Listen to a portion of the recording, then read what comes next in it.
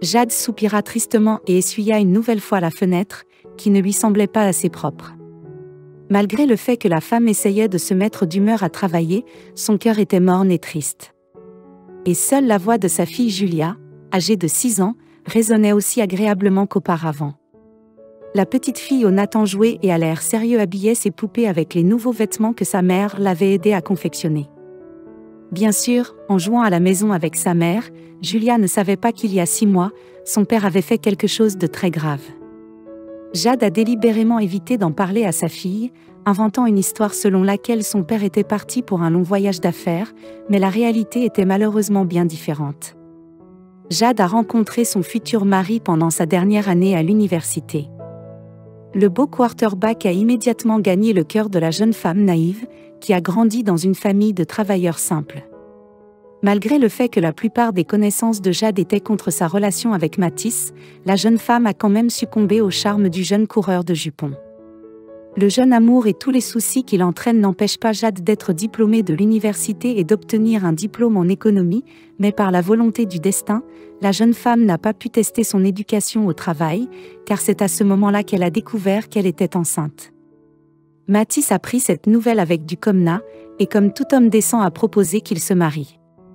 Il était difficile de dire si le désir de l'homme de se marier était sincère, ou si sa décision était basée uniquement sur les circonstances.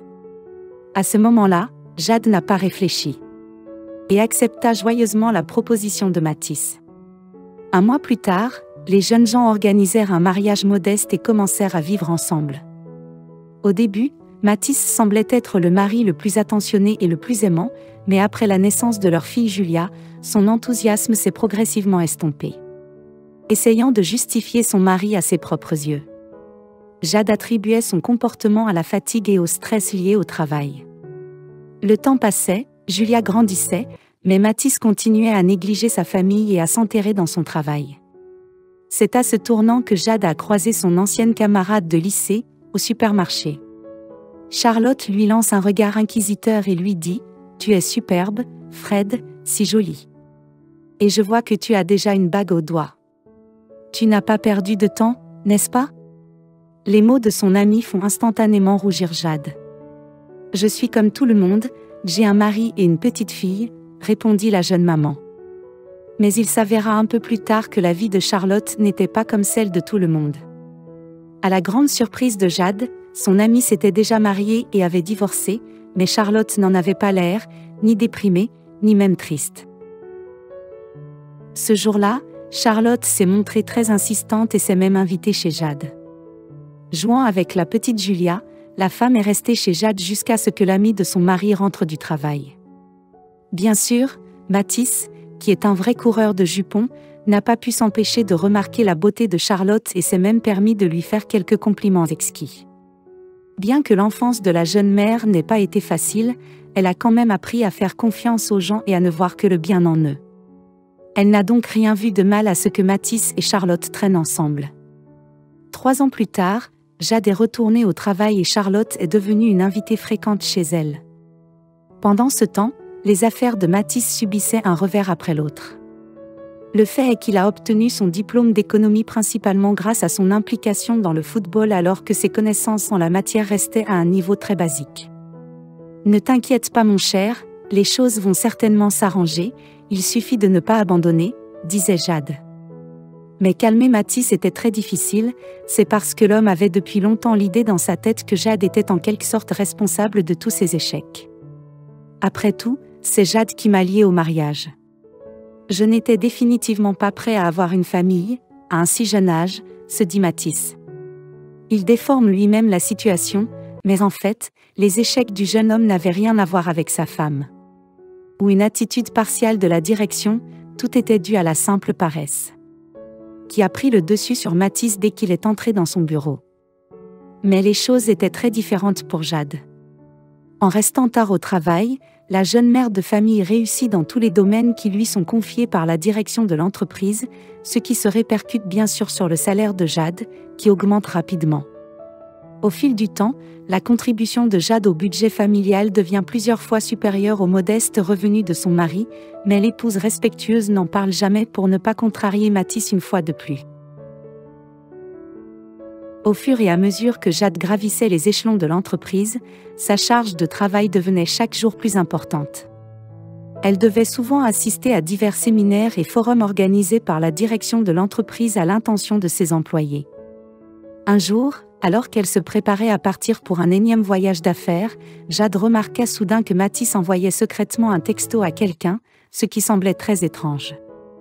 Il ne semblait pas parler de travail avec quelqu'un ou simplement surfer sur les vastes étendues d'Internet. Choisissant de ne pas aggraver leur relation déjà tendue, Jade a pris son mari dans ses bras. Après avoir embrassé Julia sur la joue, elle s'est rendue à l'aéroport. Par une étrange coïncidence, le formulaire organisé par la société de Jade était fermé et a été terminé en un temps record. Pensa Jade avec un sourire. Jade voulait en fait trouver un cadeau pour son amie Charlotte, qui rêvait depuis longtemps d'une robe de cocktail. Après avoir dépensé près de la moitié de son salaire pour l'achat, Jade est rentrée chez elle. Comme la femme voulait donner le cadeau à son amie en personne, la première chose qu'elle a faite a été de se rendre chez elle. Ensuite, Jade avait prévu de rentrer chez elle et de surprendre son mari, qui ne se doutait de rien, avec une bouteille de vin rouge et un dessert. Malheureusement, lorsque Jade a appuyé sur le bouton de la sonnette, elle n'avait aucun moyen de savoir ce qui allait se passer ensuite. Imaginez la surprise de la femme lorsque son mari a ouvert la porte. « Mathis, que fais-tu ici et pourquoi es-tu habillé de la sorte ?» demanda-t-elle en bredouillant chaque mot. « Je t'expliquerai tout plus tard, ce n'est pas ce dont ça a l'air. » Mathis essaya de s'expliquer.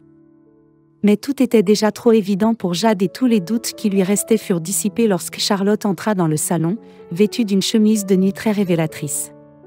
« Oh bonjour ma petite amie, ne t'inquiète pas, Mathis est venu réparer le robinet qui fuit dans la cuisine. Je vois qu'il a tout bien réparé, sinon tu ne serais pas là en sous-vêtements. » Jade a dit avec une ironie non dissimulée, et a sorti un paquet joliment emballé contenant la robe pour son ami. Ne croyant pas un seul mot de ce qu'ont dit les amoureux malchanceux, Jade a claqué la porte bruyamment en guise d'adieu et a disparu dans le flot rapide des gens sur la rue principale. Des larmes coulaient sur le visage de la malheureuse femme. Mais elles ne lui ont apporté aucun soulagement, mais ont seulement semblé la rendre encore plus triste.